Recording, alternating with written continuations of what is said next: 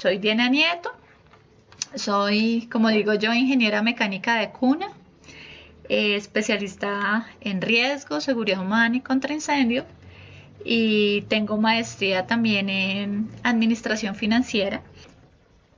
De pronto todos ya lo sabemos, pero para que haya un fuego deben haber tres elementos, que son el tema de el calor o la temperatura, el oxígeno y el combustible. El oxígeno, estamos en el planeta Tierra donde el aire tiene una cantidad de oxígeno, siempre lo vamos a tener, a no ser que tengamos algo de vacío o algo aislado. Para que haya un incendio debe haber un cuarto componente, que es el tetraedro del fuego, que el cuarto componente, que es la reacción en cadena para que haya un tetraedro del fuego. ¿Qué es la reacción en cadena? Es ese componente que permite que haya un fuego autosostenido que replique y replique y replique y se vuelva algo grande. Y es cuando empezamos a ver otros términos que son importantes. La combustión es un proceso químico de oxidación que ocurre a una velocidad suficiente para producir incremento de temperatura. ¿Se acuerdan que les decía que para que haya fuego debe haber un incremento de temperatura? Y generalmente se enciende como una brasa o una llama. Uno de los incendios más recientes, estamos hablando del 2012-2013, si no estoy mal, la famosa discoteca de Kiss en Brasil. Yo me acuerdo porque vi las noticias por televisión y me acuerdo de las imágenes de los cadáveres que sacaban de este sitio. Los cadáveres sí estaban tiznados, pero no se veían como tal quemados, no murieron quemados como de pronto de alguna forma todos pensamos. En teoría se muere uno primero por asfixia que quemado, pero en este caso tampoco fue por asfixia, fue por inhalación de productos cianhídricos que se emanaron por la descomposición de los materiales que estaban utilizando en la discoteca para aislar el sonido.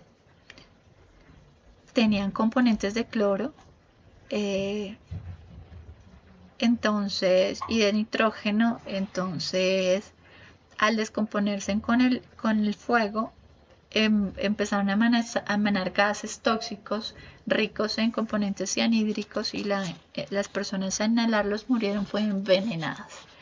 Entonces, si nosotros tuviéramos la cultura de un estudio de seguridad humana desde el principio del proyecto, desde analizar los materiales de construcción, desde analizar las distancias y la distribución, podríamos evitarnos muchos sobrecostos al final del proyecto en protecciones activas, en proteger. Nosotros aquí en Latinoamérica, aquí en Colombia, no tenemos la cultura que los especialistas contra incendio deberíamos empezar desde el principio del proyecto, desde cómo están organizando un plot plan, de qué materiales se están utilizando. En teoría, la ley 400 de 1997 le da obligatoriedad de cumplimiento a la NSR 10 títulos JK, donde me dice que las curadurías deberían dar licencias de construcción después de hacer un análisis de seguridad humana totalmente detallado, pero no se está haciendo. Los estudios de seguridad humana no se están teniendo en cuenta. Si nosotros trabajáramos más en la prevención, pues no tendríamos que gastar tanta plata en extinción. Entonces eso es algo que de pronto nosotros desde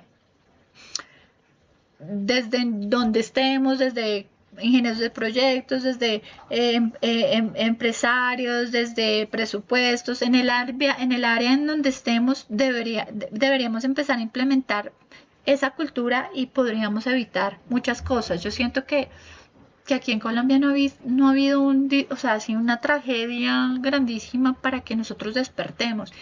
Pero ¿será que tendríamos que esperar una tragedia grande para que empezáramos a revisar materiales de construcción?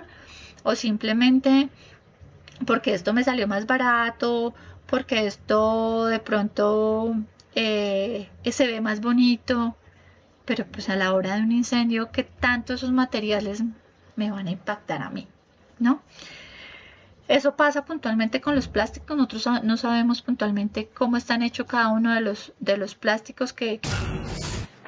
El número de víctimas podría aumentar, ya que en el momento de la inflamación en el interior se encontraban unas 2.000 personas, en su mayoría adolescentes. La posible causa del fuego habría sido un petardo arrojado por el grupo musical que actuaba en ese momento. Los bomberos suponen que la mayoría de los fallecidos murieron por asfixia en el momento de la inflamación. Hay que anotar que la rápida evacuación del lugar fue dificultada por la existencia de una única salida de emergencia. Los bomberos se vieron obligados a abrir un agujero en una de las paredes para sacar a los asistentes con mayor rapidez. De momento los trabajos de rescate continúan efectuándose. Hasta el lugar del suceso han sido enviadas máscaras respiratorias procedentes del Estado.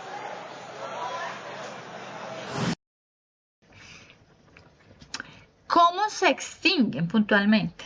Lo más fácil es aislar alguno de los componentes del tetraedro o del triángulo del fuego. Entonces, podemos aislar el oxígeno, que es lo que nosotros llamamos como sofocación. Una de las normas para trabajar todo el tema de manejo de materiales y de saber cómo funcionan los materiales, cómo los identificamos, cómo los clasificamos, es la NFPA 704. Esta norma 704 es la que nos va a dar la clasificación y la identificación de todos los productos a los cuales nosotros vamos a entrar. Todos estamos bien hasta ahí, porque hasta ahí hemos dado las generalidades de lo que sería el combate de incendio, y ya entraríamos puntualmente. Teniendo claro esto, podríamos entrar puntualmente a lo que sería los componentes o la parte de combustibles del triángulo del fuego. Creo que cuando hablamos de madera y de la clasificación de combustibles de incendios clase A, los plásticos y los cauchos hacían parte de este grupo. ¿Cuáles son los peligros puntualmente de los cauchos y los plásticos? La inflamabilidad y la velocidad de combustión. Entonces, ¿cómo se puede apagar esto? Difícil controlarlo cuando ya llega a grandes magnitudes. En este caso, lo que se hace es que se acaba el combustible y refrigeria alrededor, porque difícilmente se podría extinguir un fuego de estos. Es lo mismo que pasa con los hidrocarburos pesados. Son muy difíciles de prender, porque como no hay esa emanación de vapores, pero cuando se prenden también son muy difíciles de controlarlos. Es un mundo bastante grande, son muchos temas, pero quería contarles cuáles eran las normas que ustedes podían utilizar en cada uno de los riesgos. Si se dan cuenta, es un mundo para muchos cursos, para ahondar en cada uno de ellos, para diseñar en cada uno de ellos. Y lo chévere es que podamos estar metidos en este proceso. No sé qué más preguntas, qué más comentarios.